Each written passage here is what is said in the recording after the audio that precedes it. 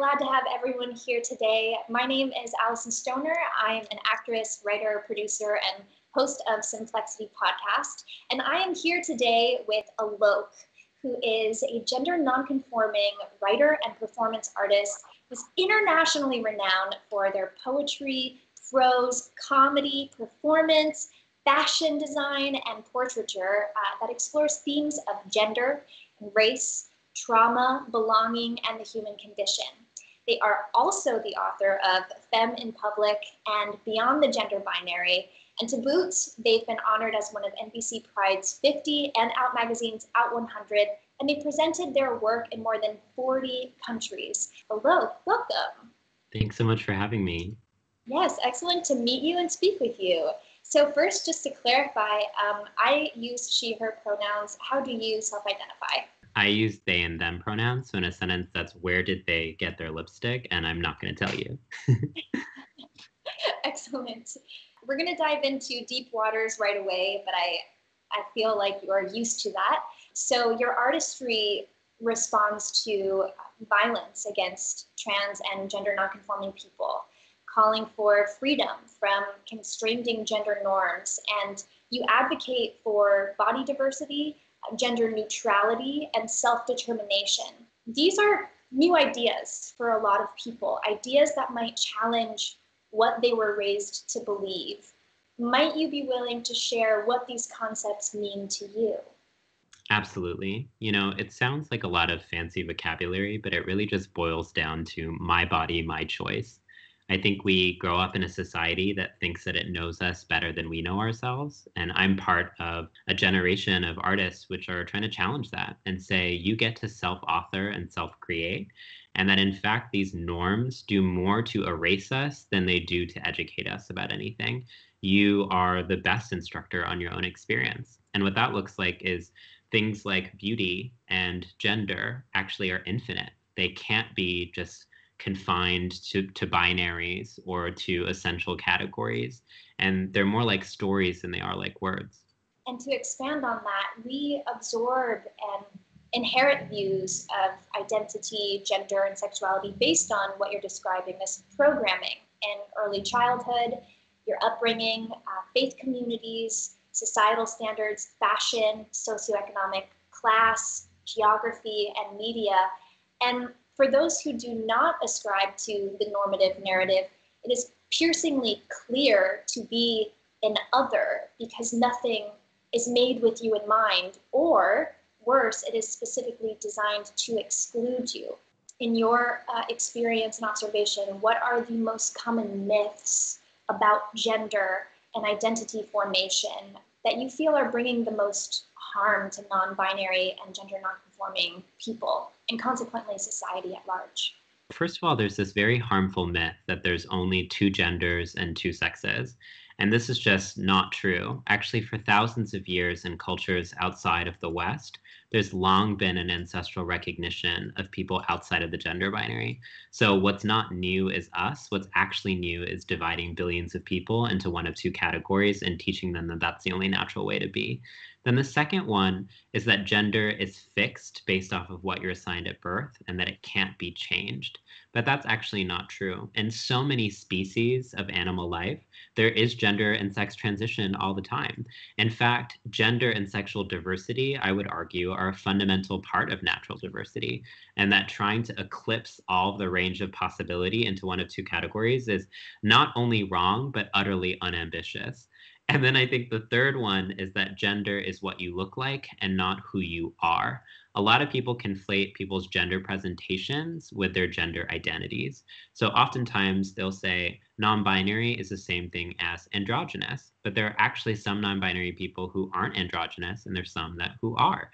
And my gender is in fact not about the clothes that I'm wearing or the makeup that I have on. Those are just accessories. What my gender actually is my energy. And so I always say we've taught that gender is anatomy, but actually gender is about energy. That's actually such an important point to bring up the word conflation, because we've seen this as an amorphous blob instead of really being able to dissect all of the elements within, which at first can seem really intimidating because there's terminology, there's that learning curve, but in essence is actually seeking to create more freedom and possibility by first acknowledging that we're not all just this homogenous species. And so I'm curious, with your perspective, do you find any variation in the way that different age groups respond to your work? 100%. I mean, shout out to Gen Z, because Gen Z gets it and understands that the gender binary is the ultimate TBT, and that actually they them pronouns is totally grammatically fine, and also understands that trans rights are more important than the preservation of arcane, rigid grammar structures, because last time I checked, adults aren't speaking Old English, so it doesn't seem like they really mind when language is transformed, except when it relates to LGBTQ people. So I think Gen Z, by and large, is much more accepting. I think a lot of the issues right now, especially when we're looking at politics, is a lot of older legislators who across the country are trying to legislate trans and intersex and gender nonconforming people out of existence. So I think it's really important in any conversation that I have to say, this is not just a theoretical sort of debate. This is actually a question about human rights, and that especially trans and intersex young people are being targeted by conservative legislatures across the country, and in states like Idaho, yes, but then also by the federal government. And this is all part of an orchestrated effort to disappear us from public, to naturalize the myth that there's only two options. Because then you can tell everyone, see, there's nothing else. The reason that people like me experience violence is because we are a portal to another way of living.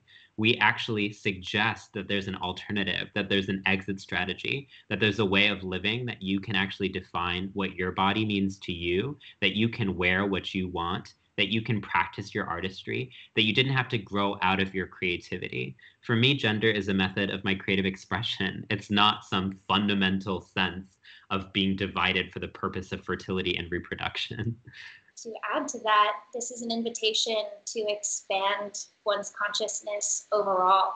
And that can really come against our own psychological terror barriers, which says, this is new information. It's not what I've learned so far, therefore I'm going to discard. And it really takes opening ourselves to the possibility that we were once programmed as a kid, and maybe that itself wasn't the totality of what programming is, and maybe not the cleanest or most correct or affirming or inclusive, complete, comprehensive version of programming. I'm considering what that must feel like as a daily experience for you. This seems like it could challenge your relationship to yourself in terms of building healthy self-concept and confidence and even self-trust. So in what ways have you had to create survival tactics to make it through simple, everyday events that most people don't have to think twice about? You know, my entire life I've had to fight for the ability to exist in public. It's really at square one for us as gender nonconforming people. We are punished for existing. So it's not even about what we do. It's not even about what we wear. It's literally about, you're not allowed to exist. And when you're not allowed to exist, that means the violations against you don't exist. We're having to develop the vocabulary to actually say, I'm here and I'm going through it.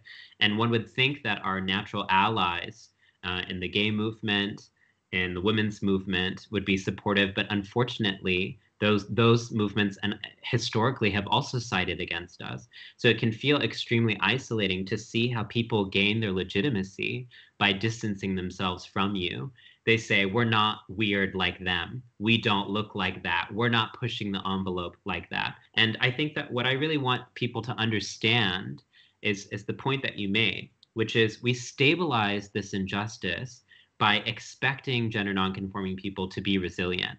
I shouldn't have to be brave or resilient. In fact, people should stop spitting on me and laughing at me and threatening my life. In fact, we've so internalized the status quo that we call especially people with disabilities and trans and gender nonconforming people inspirational and powerful, but we don't question why they have to be inspirational. And in fact, that becomes a way of solidifying complacency, because it's easier to expect people to be exceptional than it is to understand how you're complicit. And I think when it comes to the question of gender nonconforming people, when people ask me, what do I do to help you? It's actually, what do I do to help myself? Because a world without the gender binary and a world without gender stereotypes is actually a world that helps everyone. Trans and gender nonconforming people are blowing a whistle that actually we live in a world that prioritizes a mythology of what you should be rather than an actuality of what you are, which means that you're not cared for in terms of how you actually exist. You're only cared for in terms of an aspirational beauty, an aspirational norm. I've never met a stereotypical woman or man in my life. There are men who feel, there are women who lead. And these stereotypes are just rooted in age-old sexism. It just so happens that gender nonconforming people experience the brunt of it. So what I really ask my audiences and people engaging with my work is, what are you doing to challenge gender stereotypes? It's not just enough for me to be doing it. And that brings up such an interesting perspective that if you don't see your own liberation tied up in the collective liberation, you may begin to approach this work, this allyship, from the space of self-sacrificing martyr, I'm a hero, I'm a savior, as opposed to, no, if we're not all equally getting to the start line, none of us are free, because my liberation is then potentially and most likely occurring at the expense of yours or someone else's. And that's not real liberation. So it's very complex and nuanced, and that kind of accountability with self is incredibly hard to do. And I don't know that we yet have created the culture and designed the culture around that kind of deep self-reflection. But I do think this time period is a time of reckoning. And we are beginning to have that mirror held up to us, whether we want it or not. I just want to respond to that point really quickly. I'm a poet, and I recently read a poem in the pandemic that said, I'm sorry it took a virus to help me remember that we all breathe the same air. And we're in this moment right now where we have to reckon with the fact that we are fundamentally enmeshed with one another, and that the mythologies that borders create, borders between genders, between races, between countries, fall apart when we think about the poetry of a pandemic, which requires us to understand that what happens, quote unquote, over there actually affects what happens here. And I think there's two ways to respond to this moment. One is to continue to maintain a fictional difference that is actually just a psychological prison. And the other is to actually practice a form of spiritual vulnerability that says, I am because we are. And that recognizes that now is a moment of reckoning where the old ways of saying us, them, man, woman, this, that, subject, object, they're actually gotten us into this situation. The only way that we can proceed towards healing for all people is if we recognize our fundamental interconnectivity. So let's go there and talk about proceeding with the world progressing rapidly and humans facing difficult problems and major injustices. We need innovative thinkers, and we need new voices in the conversations around solutions and hope. From your observation, what, who, where are the biggest barriers for including and representing more voices across industries? And how do gender nonconforming people and allies unravel these barriers and create a different method and design? Like I said, we're very much at square one. I'm often the first visibly gender nonconforming person in most spaces that I exist in. And what little representation we have of trans people in politics, media, entertainment, and academia continues to be people who conform to gender norms. And so what ends up happening is that visibly gender nonconforming people like me aren't even embraced in this moment of trans visibility, which requires people to confirm people's suspicions about what a man or a woman should look like. But those of us with visible chest hair and lipstick, beards and highlighters, we are back-ended. In fact, I've been part of so many projects where people say, oh, look, people just aren't ready for someone like you. They'll say, you're just too much. And I've been told that my entire life, that I'm too much or never enough. And I'm just bored of it because honestly, people are committed to their own irrelevance, because I'm part of a zeitgeist of people who understand that actually it is only through being too much can we even access anything? That this kind of culture that's required us to mute ourselves, to become palatable and digestible, is more concerned with consuming us than it is actually with regarding us. And I'm interested in narratives that are thorny and indigestible. I'm interested in narratives of hesitation and poetry. That's why I'm an artist. I don't want to be easily understood. I want to be experienced. So where we go from here is not just about inclusion of historically underrepresented people, it's about recalibration of what culture should be. Culture should not be easy. Culture should be complicated. The most dynamic films, novels, TV shows are ones that spark and catalyze courageous conversations. We don't remember the boring stuff. We only remember the stuff that actually marks culture. So what we need right now is innovators who are pushing the envelope in every creative industry to actually do justice to the reality of the human condition. Because we live in a propaganda-inspired media industry that continues to only circulate sanitized narratives that are more about sculptures than the reality of human existence. I don't see people who look like the people I see on TV next to me, so I'm not interested in watching TV. The shows that I'm watching, like I May Destroy You by Michaela Cole, and all these other incredible innovators, are shows that I'm watching not just because they check a diversity checkbox, but rather because they present a compelling human story about what life actually is.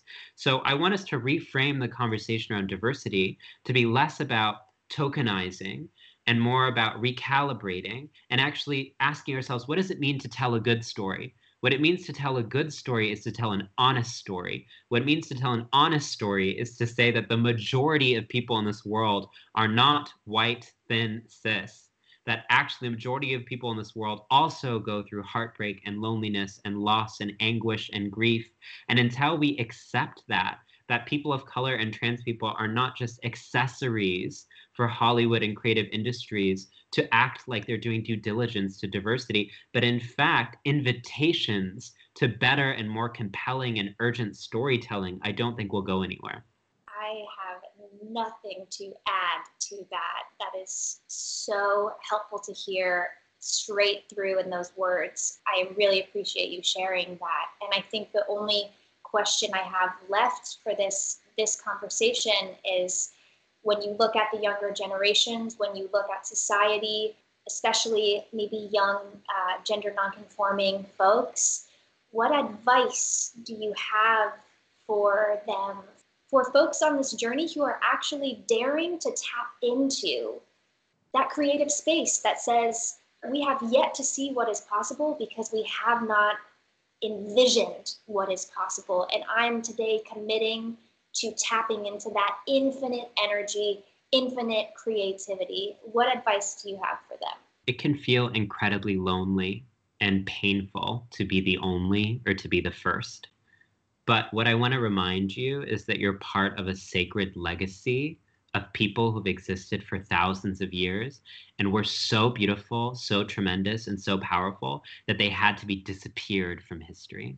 But I've done the work over years of reading so many history textbooks, of learning and familiarizing myself with cultures across the world to understand that we've always been.